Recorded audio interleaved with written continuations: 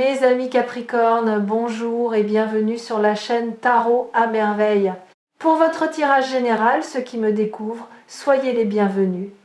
Il y a de l'argent qui vous cherche en ce moment. Pas de la manière dont vous l'imaginez, pas une mallette qui tombe du ciel, pas un chiffre rond qui apparaît sur votre compte sans explication, non. L'argent qui vous cherche est plus subtil que cela. Il suit un chemin que vous avez vous-même tracé sans le savoir. Un chemin fait de pensées, de choix, de renoncements et surtout, de quelque chose que vous avez changé récemment dans votre manière d'exister. Et c'est de ce changement que nous devons parler. Parce que l'argent qui arrive est réel, mais le « attention » dans le titre de cette vidéo l'est tout autant. Et si vous ne comprenez pas pourquoi je vous demande d'être attentif, cette somme risque de passer à travers vos doigts comme de l'eau. Restez avec moi. Ce que vous allez entendre ici pourrait redéfinir votre rapport à l'abondance pour le reste de votre vie. Je vais commencer par une question qui va peut-être vous surprendre. Quel est votre premier souvenir lié à l'argent? Pas votre premier salaire, pas votre premier achat, votre premier souvenir. Le tout premier moment de votre enfance où l'argent est devenu quelque chose dans votre esprit peut être une conversation entre vos parents que vous n'auriez pas dû entendre. Une phrase lancée à table, l'air de rien, du genre « on n'est pas millionnaire » ou « l'argent ne pousse pas sur les arbres », peut être un cadeau que vous avez demandé et qu'on vous a refusé en invoquant le prix, peut être un regard, une tension dans l'air, une porte qui se ferme quand les adultes parlaient de facture. Ce premier souvenir, quel qu'il soit, a planté une graine dans votre inconscient. Une graine minuscule, invisible, mais d'une puissance considérable, parce que cette graine a germé en silence pendant des décennies. Elle a produit des racines qui se sont étendues dans chaque recoin de votre esprit, et ces racines ont donné naissance à une croyance. Pas une croyance que vous avez choisie, une croyance que vous avez absorbée. Comme on absorbe une langue maternelle, sans le décider, sans même s'en rendre compte. Et cette croyance, elle dirige votre vie financière depuis le début, pas vos compétences, pas votre intelligence, pas votre travail acharné. Une croyance plantée par un moment que vous avez probablement oublié. Voilà pourquoi je vous demande votre attention. Parce que l'argent qui arrive ne pourra rester que si vous identifiez cette croyance. Sinon, le schéma se répétera. L'argent viendra puis repartira. Comme il l'a peut être déjà fait dans votre vie. Comme ces périodes où tout allait bien financièrement, puis où de manière presque mystérieuse, les choses se défaisaient. Une dépense imprévue, une opportunité ratée. Un choix qui, rétrospectivement, semblait saboter exactement ce que vous veniez de construire. Ce n'était pas de la malchance, c'était la croyance qui faisait son travail, qui remettait les choses à leur juste place, votre place selon elle, la place du manque. Aujourd'hui, nous allons déraciner cette croyance, pas en la combattant. On ne combat pas une racine, on la déterre, on la regarde, on comprend comment elle s'est formée. Et une fois qu'elle est exposée à la lumière de la conscience, elle perd sa capacité à vous contrôler. Pensez à votre rapport actuel avec l'argent, pas ce que vous en dites publiquement, ce que vous en ressentez secrètement. Quand vous regardez votre compte en banque, que se passe-t-il dans votre corps? De la tension, du soulagement, de la honte, de l'anxiété? Quand quelqu'un autour de vous réussit financièrement, quelle est votre première réaction? La vraie, celle d'avant le sourire poli, de la joie sincère, un pincement, un pourquoi pas moi qui passe comme un éclair. Quand vous pensez à l'idée d'avoir beaucoup d'argent, vraiment beaucoup, que ressentez-vous? De l'excitation ou une forme subtile de malaise, comme si cette idée ne vous était pas destinée. Ces réactions ne mentent pas, elles sont la voix de la croyance souterraine. Et elles vous révèlent exactement ce qui, en vous, empêche l'abondance de s'installer durablement. Je ne suis pas en train de vous dire que tout est dans votre tête. Les réalités économiques existent. Les difficultés matérielles sont concrètes. Mais il y a une dimension que les chiffres ne captent pas. Une dimension intérieure qui détermine en grande partie comment vous accueillez, gérez et conservez ce qui vient à vous. Deux personnes peuvent recevoir exactement la même somme d'argent et en faire des choses radicalement différentes, non pas parce que l'une est plus intelligente que l'autre, mais parce que leur relation intérieure avec cette somme est fondamentalement différente. L'une se sent légitime, l'autre se sent en sursis. Et vous, dans quelle catégorie êtes-vous en ce moment ? Avant de répondre trop vite, laissez-moi vous dire une chose. La catégorie dans laquelle vous vous trouvez aujourd'hui n'est pas une fatalité. C'est un état temporaire, un reflet de vos croyances actuelles, pas de votre potentiel réel. Et les croyances, contrairement à ce que beaucoup pensent, ne sont pas gravées dans la pierre. Elles sont gravées dans l'habitude. Et les habitudes se changent, pas du jour au lendemain, pas avec un claquement de doigts, mais avec de la conscience, avec de la patience, avec cette volonté douce mais persistante de choisir chaque jour une pensée différente quand l'ancienne se présente. Quand la voix du manque murmure « il n'y en aura jamais assez », vous pouvez choisir de répondre calmement, sans forcer. Il y en a toujours eu assez pour que je sois encore debout aujourd'hui. Et cette réponse n'est pas du déni, c'est un fait. Vous êtes encore là, vous avez traversé chaque tempête financière de votre vie, chacune, sans exception. Et vous êtes toujours debout. Cette résilience n'est pas ordinaire, elle est la preuve vivante que quelque chose en vous sait naviguer, même dans les eaux les plus agitées. Voici ce que je perçois pour vous, vous êtes à la lisière. Exactement à la frontière entre l'ancien paradigme et le nouveau. L'ancien paradigme, c'est celui où l'argent est une source de stress, un sujet tabou, une récompense qu'il faut mériter par la souffrance, ou pire, une preuve de valeur personnelle. Dans cet ancien paradigme, votre estime de vous-même monte et descend avec votre solde bancaire. Vous êtes votre situation financière. Et quand cette situation est fragile, vous vous sentez fragile. Le nouveau paradigme, celui vers lequel vous migrez en ce moment, est radicalement différent. Dans ce paradigme, l'argent est une énergie, ni bonne ni mauvaise, neutre comme l'eau. L'eau peut irriguer un jardin ou inonder une maison. Ce n'est pas l'eau qui décide, c'est le canal dans lequel elle circule. Et vous êtes ce canal. La qualité de votre rapport avec l'argent détermine si cette énergie vous nourrit ou vous submerge. Ce changement de paradigme, vous l'avez entamé sans vous en rendre compte. Il a commencé le jour où vous avez cessé de vous sentir coupable pour un achat qui vous faisait plaisir. Ou le jour où vous avez refusé un travail qui payait bien, mais qui vous détruisait de l'intérieur.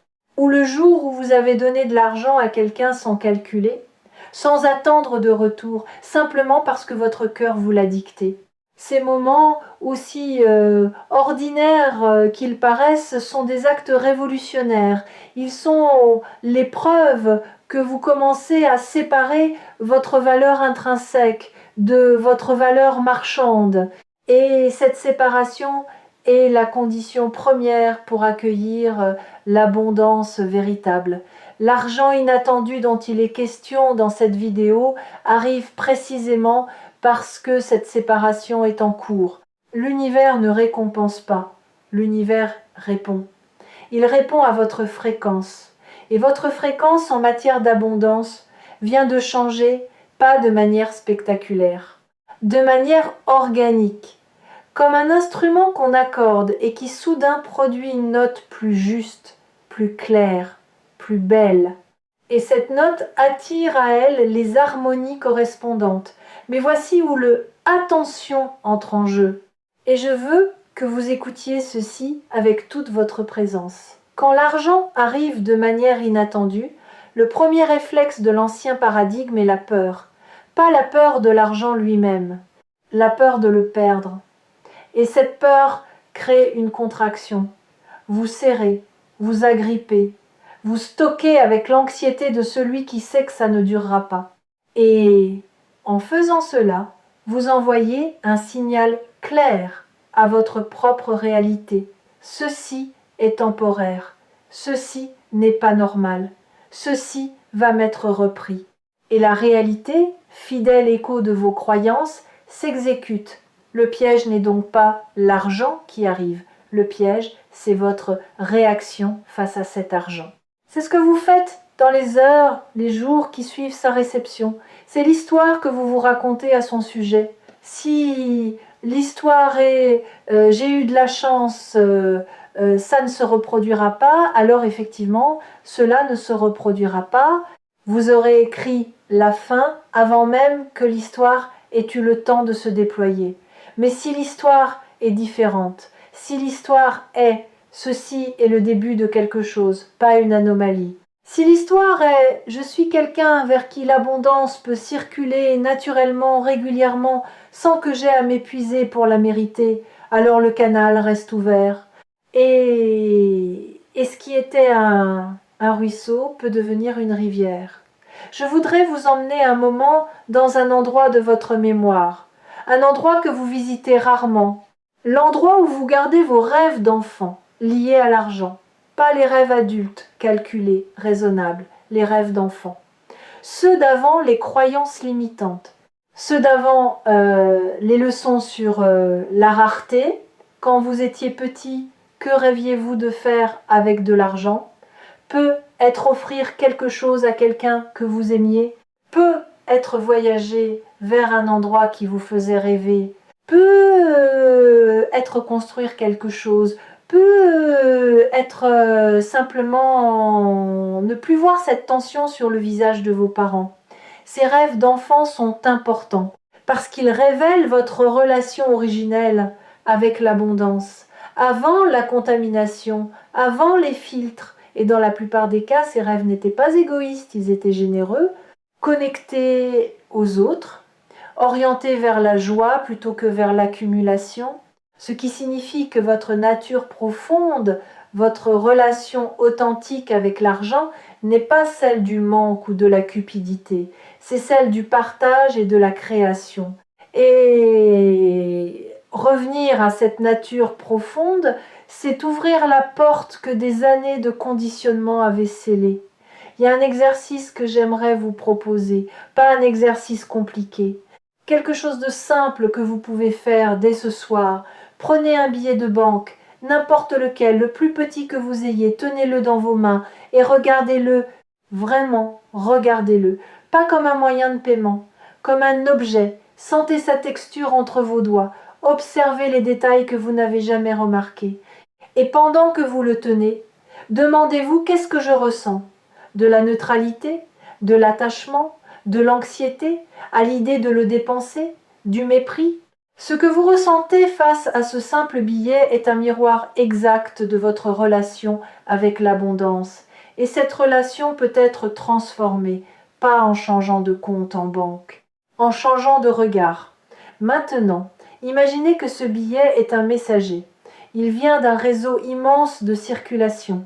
Avant d'arriver dans vos mains, il a voyagé. Il est passé par des dizaines, peut être des centaines de mains. Chacune de ces mains l'a tenu avec une émotion différente. Certaines avec gratitude, d'autres avec peur, d'autres encore avec indifférence. Et ce billet continue son voyage. Il passera par d'autres mains après les vôtres. Votre rôle n'est pas de le retenir. Votre rôle est de le faire circuler avec intention, avec conscience, avec la certitude profonde qu'un autre viendra prendre sa place et un autre après lui. Parce que l'argent, comme l'eau, comme l'air, comme l'amour, est fait pour circuler. Il ne meurt que quand il stagne. Cette compréhension de la circulation est la clé de voûte de tout ce dont nous parlons. La plupart des gens traitent l'argent comme une ressource limitée qu'il faut accumuler et protéger. Et dans une certaine mesure, la prudence est sage. Mais il y a une différence fondamentale entre la prudence et la contraction. La prudence dit « je gère avec soin ». La contraction dit « je retiens par peur ». La prudence est un acte de sagesse. La contraction est un acte de survie. Et quand vous vivez en mode survie, l'univers vous envoie exactement de quoi survivre. Juste assez, jamais plus. Parce que c'est le signal que vous émettez. Juste assez. Ce dont vous avez besoin maintenant, c'est d'élargir ce signal, de passer de juste assez à plus qu'assez, non pas par avidité, par expansion, par ouverture, par la décision consciente de vous autoriser davantage. Quelque chose me pousse à vous dire ceci. Ce que vous avez traversé financièrement, les périodes de manque, les moments où vous comptiez chaque centime, les nuits où l'inquiétude vous empêchait de dormir, tout cela n'a pas été vain. Tout cela vous a enseigné quelque chose que l'abondance seule n'aurait jamais pu vous apprendre, la valeur de ce qui ne s'achète pas, le prix inestimable de la tranquillité d'esprit, la richesse d'un lien humain sincère qui ne dépend d'aucun chiffre. Vous avez acquis, à travers ces épreuves, une sagesse financière qui ne se trouve dans aucun livre de développement personnel, la sagesse de celui qui a touché le fond et qui sait, dans chaque cellule de son corps, qu'il ne veut plus y retourner, pas par peur, par connaissance. Cette sagesse est votre atout le plus précieux dans ce qui arrive, parce que l'argent inattendu qui se présente ne tombe pas dans les mains d'un novice. Il tombe dans les mains de quelqu'un qui connaît le prix des choses, qui sait distinguer le superflu de l'essentiel, qui ne confondra pas abondance et excès. Et c'est précisément ce type de personne que l'univers choisit pour porter des sommes plus importantes. Parce que cette personne ne sera pas détruite par l'argent, elle sera portée par lui. Ceux qui ont trouvé leur chemin jusqu'à Tarot à merveille savent que les messages partagés ici ne sont jamais des promesses vides, ce sont des miroirs, des invitations à regarder ce que vous portez déjà en vous et que vous n'osez pas encore reconnaître.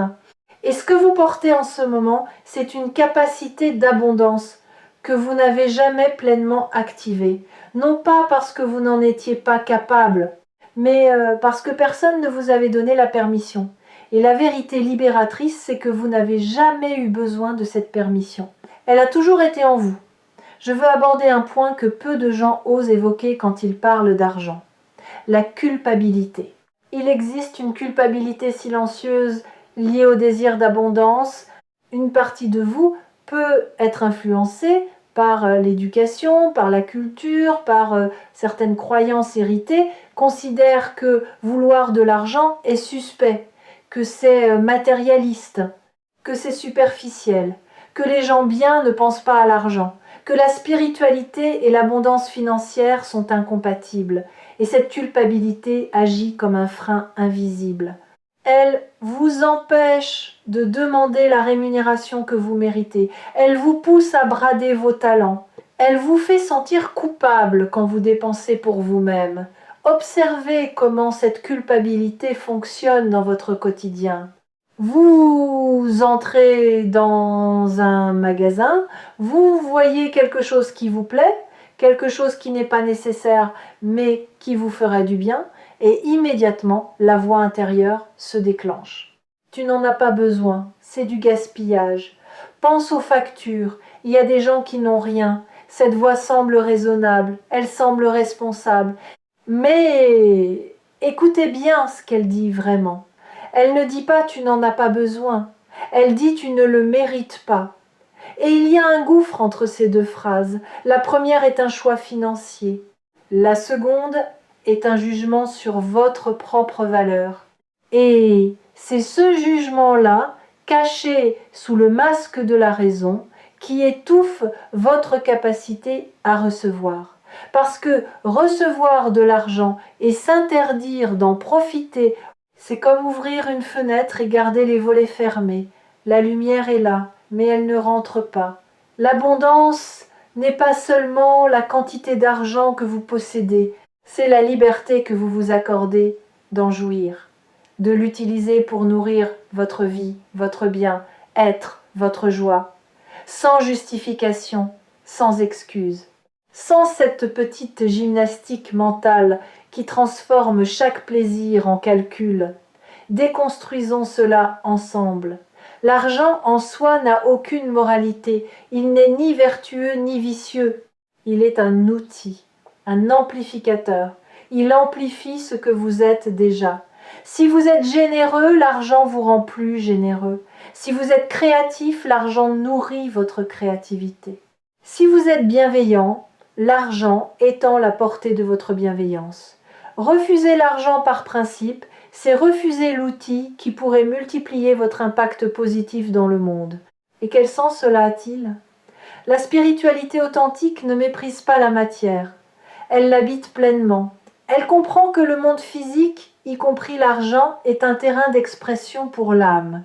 Que prendre soin de ses finances, c'est prendre soin de sa stabilité, de sa liberté, de sa capacité à choisir la vie que vous voulez vivre plutôt que celle que les circonstances vous imposent, et que cette liberté de choix est l'une des conditions les plus fondamentales pour vivre en alignement avec soi-même. L'argent entre les mains de quelqu'un d'éveillé devient un instrument de beauté, un moyen de soutenir les causes qui comptent, de créer des espaces de joie, de transmettre à ceux qu'on aime non pas des biens mais des possibilités. Alors libérez-vous de cette culpabilité. Elle ne vous appartient pas. Elle appartient à ceux qui vous l'ont transmise, souvent sans le vouloir, souvent parce qu'ils la portaient eux-mêmes. Vous pouvez la déposer maintenant. Comme on dépose un manteau qui n'est pas le vôtre et qui n'a jamais été à votre taille, parlons de ce qui va se passer concrètement. L'argent inattendu qui arrive peut prendre plusieurs formes. Une opportunité professionnelle que vous n'aviez pas anticipée, un remboursement oublié, un projet qui aboutit après une longue gestation, un cadeau, une porte qui s'ouvre dans un domaine que vous n'aviez pas exploré. La forme exacte importe peu. Ce qui importe, c'est votre état intérieur au moment où cette somme se présentera. Et votre état intérieur, en cet instant précis, est en train de se calibrer. C'est exactement ce que fait cette vidéo. Elle recalibre votre fréquence, elle adoucit les résistances, elle dénoue les nœuds de culpabilité, de peur et de doute qui bloquaient la circulation. Chaque mot que vous entendez agit comme un solvant doux sur les croyances rigides, pas en les détruisant brutalement. En les assouplissant suffisamment pour que la lumière passe à travers. Si ce message résonne en vous avec une force particulière, les énergies captées ici sur Tarot à Merveille vous concernent directement. Et je vais vous dire pourquoi.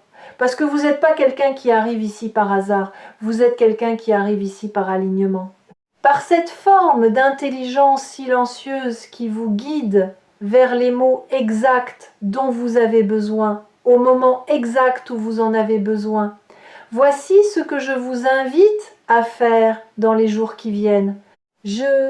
Changez un seul mot dans votre vocabulaire intérieur. Un seul. Remplacez dépenser par circuler. Quand vous achetez quelque chose, au lieu de penser « je dépense », pensez « je fais circuler ». Ce changement semble anodin. Il ne l'est pas du tout. Dépenser implique une perte, quelque chose qui diminue, qui s'en va. Circuler implique un mouvement, un cycle. Ce qui part revient sous une autre forme. L'énergie de l'argent est une énergie de circulation, pas de stagnation. Et quand vous la laissez circuler avec confiance, sans agrippement, sans angoisse, elle circule plus abondamment. Pas parce que c'est magique, parce que c'est mécanique. Un canal ouvert laisse passer plus d'eau qu'un canal étranglé par la peur. Un dernier mot.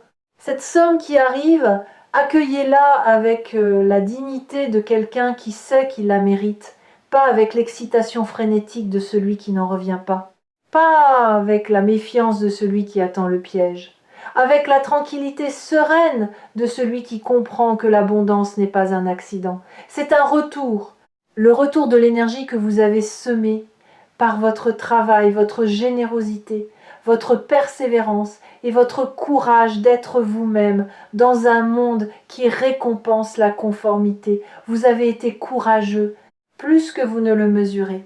Et le courage finit toujours par être honoré. Pas toujours dans les délais que nous espérons, mais toujours dans les proportions que nous méritons. Il y a un dernier enseignement que je veux partager avec vous avant de conclure. L'argent a une mémoire, pas une mémoire littérale, une mémoire énergétique. L'argent que vous recevez avec gratitude porte en lui l'empreinte de cette gratitude. Et cette empreinte influence ce que cet argent va créer dans votre vie.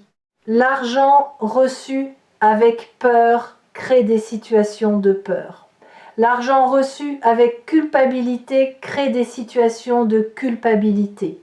Mais l'argent reçu avec sérénité, avec la conscience tranquille de celui qui sait qu'il est dans le flux naturel de la vie, cet argent-là crée de la stabilité, de l'expansion, de la paix. Quand cette somme arrivera, et elle arrivera, prenez un moment, juste un moment, avant de calculer, avant de planifier, avant de réfléchir à ce que vous allez en faire. Prenez un moment pour remercier. Pas quelqu'un en particulier, la vie elle-même, le mouvement mystérieux qui a conduit cette énergie jusqu'à vous. Et dans ce remerciement, ancrez la certitude que ce n'est pas la dernière fois, que ce qui vient est le premier chapitre d'une histoire plus longue. Une histoire où l'abondance n'est plus l'exception mais la norme, où recevoir n'est plus une surprise mais une conséquence naturelle de qui vous êtes devenu. Gardez ce message près de vous. Revenez y puiser quand le doute frappe.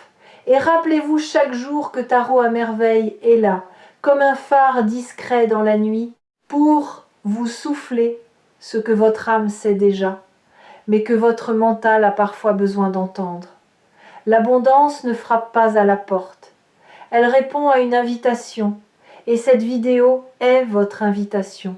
Envoyez, reçu, acceptez, le mouvement est lancé, faites-lui confiance, prenez soin de votre canal, l'eau arrive,